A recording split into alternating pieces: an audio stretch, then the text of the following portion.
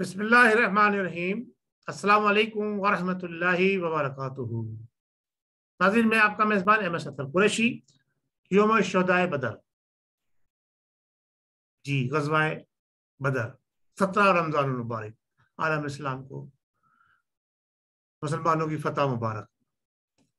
कुफर का लश्कर हजारों का था, कुफर का लश्कर हजारों का था, मगर 313 निहत्ते बेसरो सामानी में निकले और छा गए। मरहबा फैजान शान मुस्तफ़ा, मरहबा फैजान शान मुस्तफ़ा, साथ लड़ने को, मरहबा शान मुस्तफ़ा, साथ लड़ने को फरिश्ते आ गए। रमजान मुबारक बरकतों और रहमतों और नेमतों को समेटे हुए बड़ी तेजी से गुजरा जा रहा है। आज 17 रमजान है। हम जंगे बदर के हवाले से आपसे गुफ्तगू करेंगे। नाज़रीन, वैसे तो मुल्क की हालात जिस तरफ हमारे जा रहे हैं, जो सूरत हाल है, आपका ये मेज़बान अहमद सत्तर कुरैशी इस पर आपको रहनुमाई देता रहता है। मेरे एक दोस्त हैं, उन्होंने बड़ी अच्छी बात कही। वो कहते हैं, कौम ने रमजान का पहला रहमत का अशरा आइन के आर्टिकल 5 और 6 को समझने में गुजार दिया। यानी रमजान मुबारक में पाकिस्तानी कौम ने रमजान मुबारक का पहला अशरा आर्टिकल 5 और 6 को समझने में गुजार दिया। अब दूसरा अशरा जो मगफरत का आया, उस मगफरत के अशरे को साजिश और मदाखलत के फर्क को समझने में कौम गुजार रही है। अस्करी इदारे, अदलिया और फिर हमारे प्यारे कौम के राज दुलारे, जिनको इस वक्त कौम ने अपना सब कुछ बनाया हुआ है, और नाउज़ुबिल्लाह अल्लाह ताला कान पकड़ता हूँ, माफी मांगता हूँ, पता नहीं कैसे कैसे जुमले, कैसे कैसे अलकाबात और किस किस तरह से उनको पुकारा जा रहा है, नाउज़ुबिल्लाह, कि मैं नहीं समझता कि जनाब अली कि कोई लीडर को इतने अच्छे अलकाबात भी मिले हो और इतने बुरे अलकाबात भी मिले हो। देखते हैं तीसरे अरशे के लिए क्या मौजू चुना जाएगा। यह है लादीनी कुव्वतों की मुसलमानों के अंदर, उन मुसलमानों को उनके मजहब से, उनकी इबादत से, उनके जो अहम मामलात है, जैसे रमजान मुबारक का महीना 11 महीने के बाद आता है और मुसलमानों की बैटरी को रिचार्ज करके जनाब अली फिर एक 11 महीने के लिए छोड़ जाता है। जिक्र और अस्कार होते हैं, हर तरफ दुरूद और सलाम की महफिलें सजती हैं, और अफ्तार के बड़े बड़े इंतजामात होते हैं, कसरत से लोग सदकात, खैरात और फितरात वगैरह देते हैं और गरीबों की तरफ तवज्जो देते हैं। यानी एक तरह से ये समझा जाता है कि जनाब अली ये बरकतें और रहमतें और नेमतें समेटने का महीना है। तो इसी तरह से जिसे कहते हैं खुश दिली के साथ और बेहतरीन तरीके से लोगों की मदद करना, फराग दिली के साथ लोगों के काम आना, ये सारे काम भी इस मुबारक महीने में होते हैं। और महफिलें सज रही है, सारे काम सिलसिले चल रहे हैं।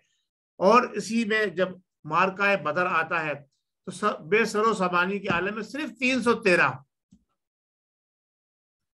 तो वो सहाबा इकराम जिनको बदरी कहा जाता है, अल्लाह तबारक व तआला उनके दर्जात बुलंद करे।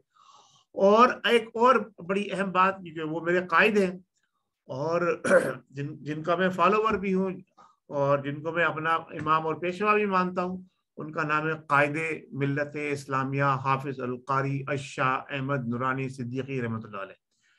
मैं उनके घर वालों को, उनके मुरीदीन को, उनके मुतक़दीन को उनकी पैदाइश की मुबारकबाद देता हूँ।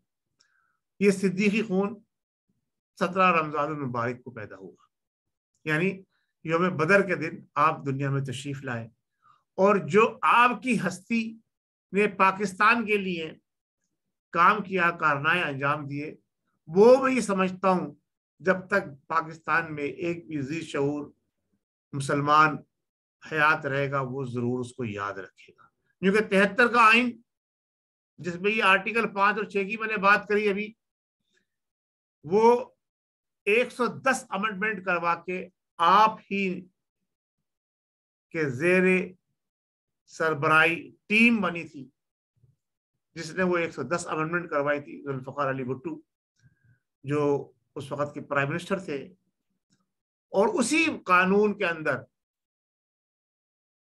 6 ستمبر 1974 قادیانیوں کو اقلیت قرار دیا گیا تھا، غیر مسلم قرار دیا گیا تھا۔ اقلیت تو پاکستان میں ہوتی ہے، غیر مسلم، اور ان کو اجازت نہیں ہے اس قانون کے تحت کہ اپنی مسجد بنا سکیں، اپنے آپ کو مسلمان کہہ سکیں، اپنی عبادت کا پرچار کر سکیں، چاہے پمفلیٹ بانٹے چاہے کچھ، اجازت نہیں ہے اس قانون کے۔ لیکن موجودہ حکومت میں جو کچھ ہوا وہ آپ کے سامنے۔ میں بات آج شہدائے بدر کے حوالے سے زیادہ کرتا ہوں کیونکہ آج کا دن جو ہے ہم بڑے شان و شوکت سے ایمان کی اتھک گہرائیوں کے ساتھ، دل کی اتھک گہرائیاں تو ہوتی ہیں ایمان کی، یعنی ایمان جسے جو ہمارے اندر ایمانی کیفیت قوت ہے نا، اس کو ہم ایک جگہ لے کر آتے ہیں اور پھر ہم صحابہ اکرام کی شان بیان کرنے کی بات کرتے ہیں۔ تو وہ مارکا تھا کہ جس مارکے میں کفر اور اسلام کی وہ جنگ لڑی گئی تھی کہ جس کے بعد اسلام اوپر ہی اٹھتا چلا گیا، اوپر ہی اٹھتا، سربلندی ہوتی چلی گئی، سربلندی ہوتی چلی گئی۔ اچھا، صحابہ اکرام کی تعداد صرف 313، ہزاروں کا لشکر، ہاتھی گھوڑے سامان جنگ وافر مقدار میں، یہاں مختصر سی ٹیم صحابہ کی، پیدل سوار، نہ گھوڑے نہ ہاتھی، مختصر سے تھے، جو کچھ بھی تھا، ہاتھی تو تھے ہی نہیں، گھوڑے بھی تھے مختصر سے، اونٹ، لیکن ایمانی قوت تھی، حق پر تھے، غالب آئے، مختصر سے ہونے کے بعد غالب آئے، مختصر سے بے سر و سامانی میں ہونے کے باوجود غالب آئے۔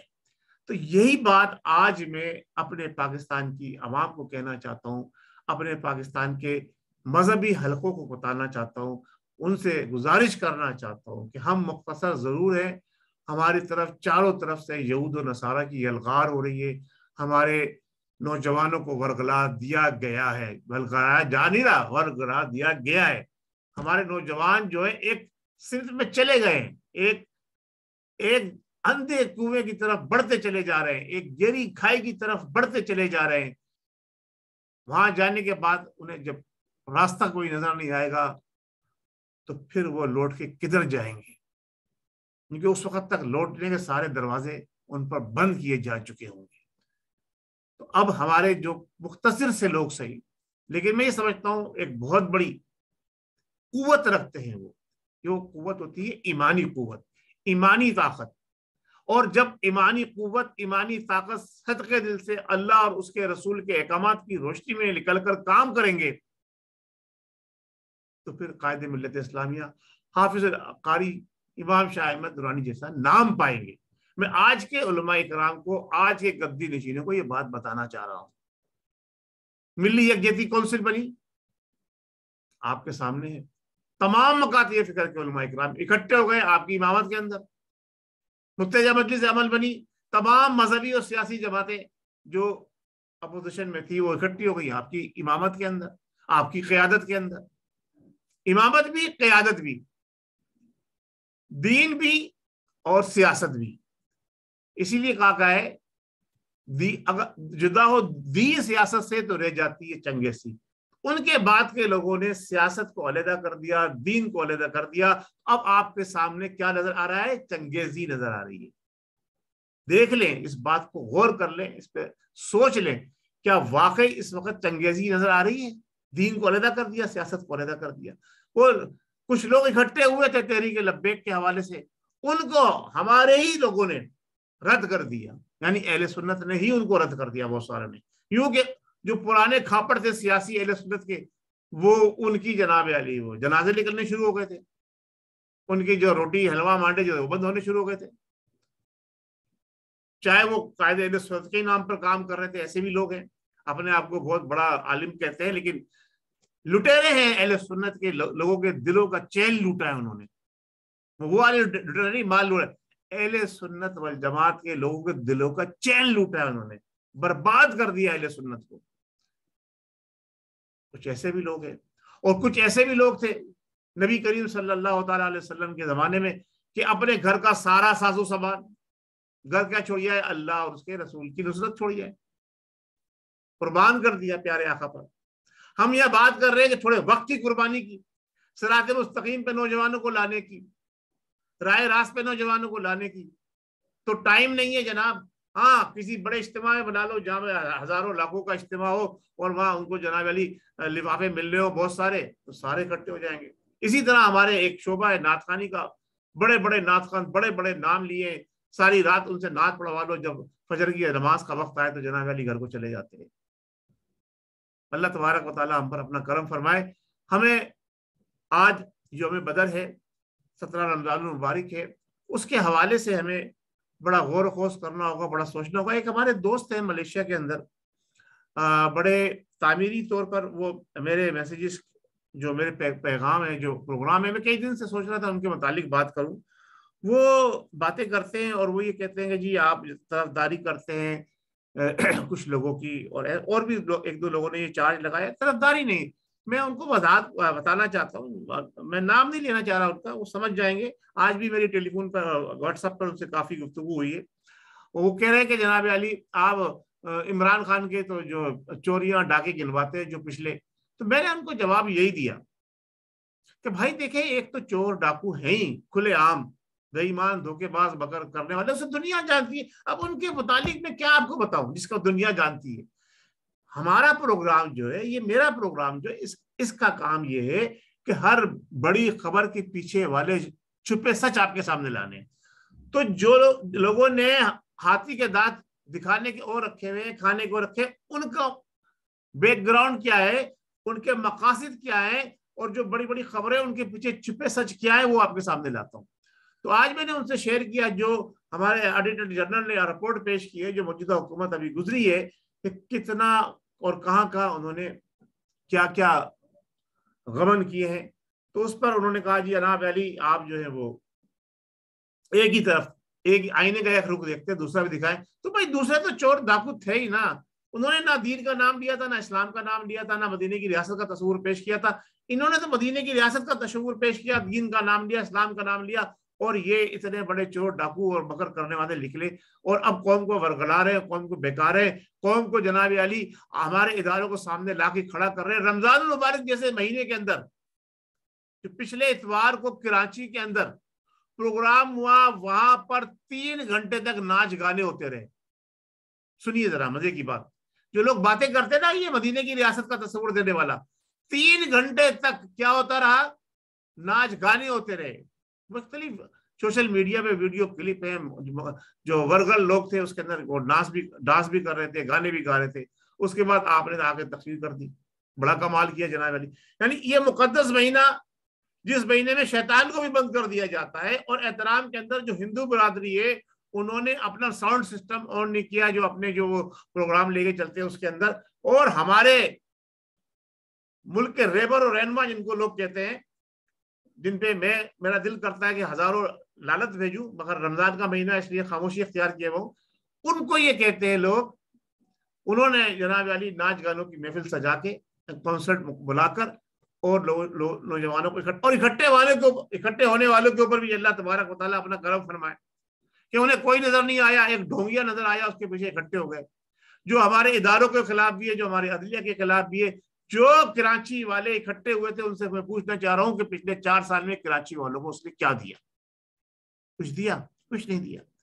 چلے بات دوسری طرف نکل گئی، پھر ہم ادھر اڑ کے آتے ہیں اپنے اصل آج کے پروگرام کی شان و شوکت کی طرف، کہ امام انقلاب مصطفی حضرت علامہ مولانا شاہ احمد درانی کی زندگی ایک کھلی کتاب کی طرح تھی، ان کو اپنے بھی مانتے تھے، غیر بھی مانتے تھے، اور ان کے ساتھ جو لوگ وابستگی رکھتے تھے اس میں اس ناچیز کو بھی یہ شرف حاصل ہے کہ کئی مرتبہ حجر اور سفر کے اندر ان کے ساتھ رہا، اور ان کی زندگی کو اتنے قریب سے دیکھنے کا موقع ملا کہ فجر کی نماز کے اندر جب ہم ایک پروگرام سے فارغ ہو کے رات کے 4 بجے گئے اور لیٹ گئے، تو انہوں نے پوچھا کہ کیا آپ فجر میں اٹھ جائیں گے اب سوئیں گے؟ تو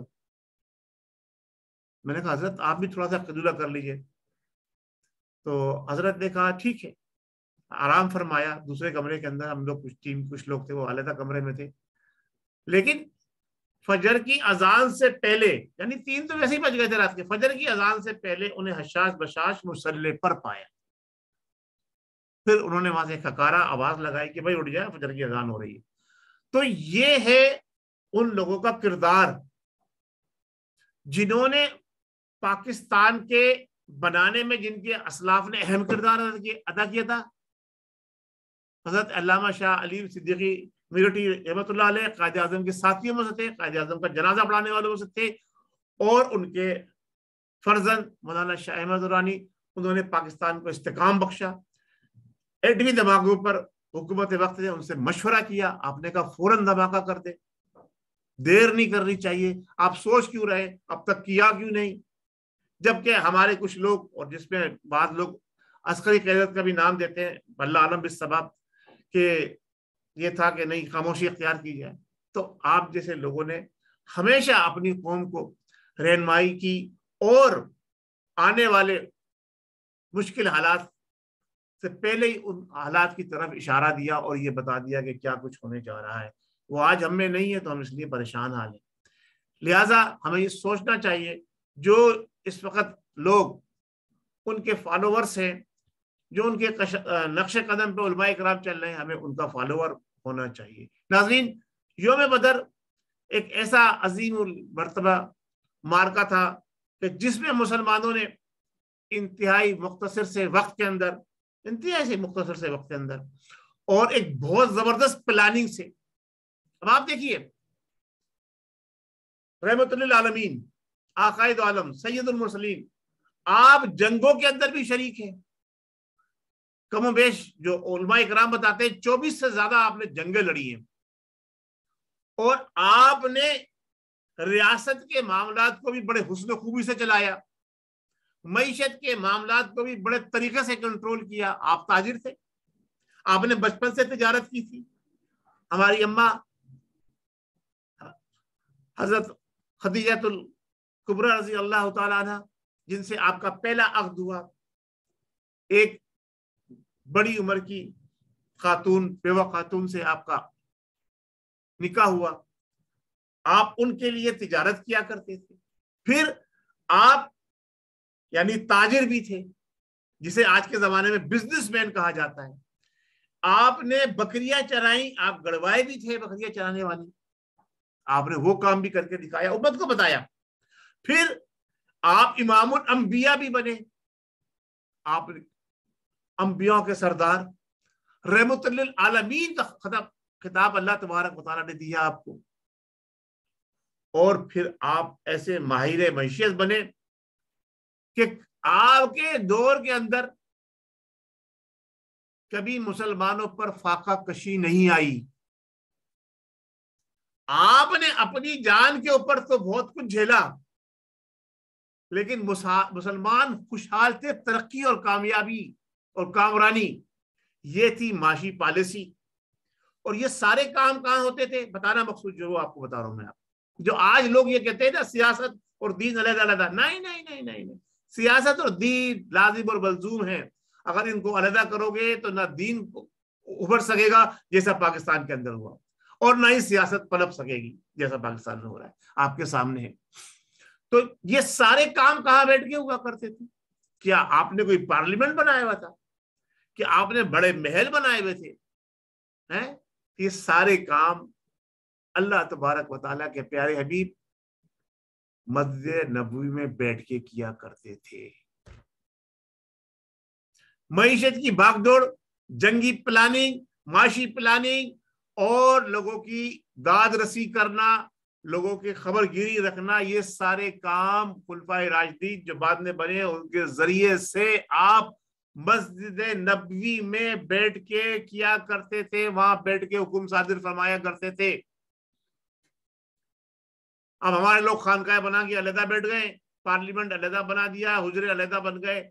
یہ سب کچھ جو ہے اسلام سے نا واقفیت اور اسلام کی تعلیمات پر جانتے بوجھتے دانستہ صرف نگاہ کرنا اور اپنی 1.5 اینٹ کی مسجد علیحدہ بنا کے کھڑے ہونا اور کہنا نہیں ہمارا سیاست سے کوئی تعلق نہیں، ہم تو جناب اللہ اللہ کرنے والے، ہم تو لا الہ الا اللہ پڑھنے والے، ہم تو کلمہ پڑھنے والے، ہم تو بستر بندے جناب، ہم تو تبلیغ پر کرنے۔ ارے دین کی تبلیغ تو جبھی آپ صحیح معنوں میں کر سکیں گے، صحیح معنوں میں لوگوں کو پیغام دے سکیں گے، جب لوگ معاشی طور پر مستحکم ہوں گے۔ جو بھوکا ہوگا اس کو دین نظر نہیں آئے گا، اس کو حلال اور حرام نظر نہیں آئے گا جیسا ہمارے یہاں ہو رہا ہے۔ اس کو چوری ڈاکہ اس کے سامنے کوئی معنی نہیں رکھے گی جیسا ہمارے یہاں ہو رہا ہے۔ یوں کہ ذہنی سکون نہیں ہے، اور سکون ذہنی کب ملتا ہے؟ جب معاشی طور پر آپ مستحکم ہو، آپ کے گھر بار بچے، آپ کی ضرورت کی چیزیں ان کو آپ میسر کر رہے ہو، اور اس کے لیے نہ ہمارے علماء کرام نے اپنا کلیدی کردار ادا کیا، نہ ہی ہماری حکومتوں نے کلیدی کردار ادا کیا۔ ناظرین، بات بڑھ رہی ہے، خراج تحسین پیش کر کے اجازت چاہوں گا۔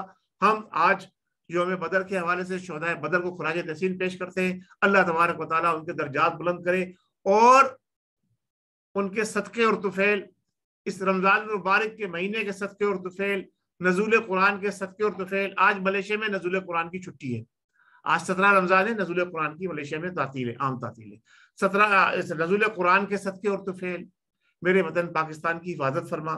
پاکستان میں بھی کوئی ایسے اچھے سچے رہبر اور رہنما حکمرانوں میں شامل فرما دے۔ ہم تو گناہ گار ہیں، خطا کار ہیں، ہمیں پتہ ہے کہ جب تک ہم خود رائے راست پر نہیں آئیں گے کہ تو نے فرمایا ہے خدا نے آج تک اس قوم کی حالت نہیں بدلی، نہ ہو جس کو خیال آپ اپنی حالت کے بدلنے کا، تو ہمارے دلوں میں بھی سچائی بھر دے، ہمارے دلوں میں بھی حق اور سچ کو قائم رہنے والا بنا دے، اور اپنے وطن سے محبت کرنے والا، اپنے دین سے محبت کرنے والا، اپنے نبی سے محبت کرنے والا، اپنے اللہ کے احکامات کی، اپنے رب کے احکامات کی پیروی کرنے والا تو ہمارے دلوں کو موڑ دے۔ تو اس سے گزارش ہے، اور بدر کے شہداء کی صدقے کے اندر اور شہداء پاکستان کے صدقے کے اندر پاکستان کی لاج رکھ لے، پاکستان کو ایک مستحکم اور مضبوط اسلام کا بہترین قلعہ بنا دے، اور ایسے لوگوں کی حکمرانی اس میں قائم فرما دے جو تیرے حبیب کے بھی چاہنے والے ہوں، تیرے احکامات کی بھی پیروی کرنے والے ہوں، تیرے حبیب کے صحابہ اکرام کے نقش قدم پہ چلنے والے ہو، اولیاء اللہ اور بزرگان دین کی عظمت اور تعظیم کے بھی گن گاتے ہو، اور صلاۃ السلام کے نذرانے بھی پڑھتے ہوں، اور جناب تبلیغ پر بھی جاتے، تبلیغ دین بھی کرتے ہوں، اور ہر وہ کام کرنے میں فخر محسوس کرتے ہو جس کو کرنے کے بعد ان کا رب بھی ان سے راضی ہو، اور ان کا آقا بھی ان سے راضی ہو۔ بہت شکریہ۔ السلام علیکم ورحمۃ اللہ وبرکاتہ۔ پاکستان زندہ باد۔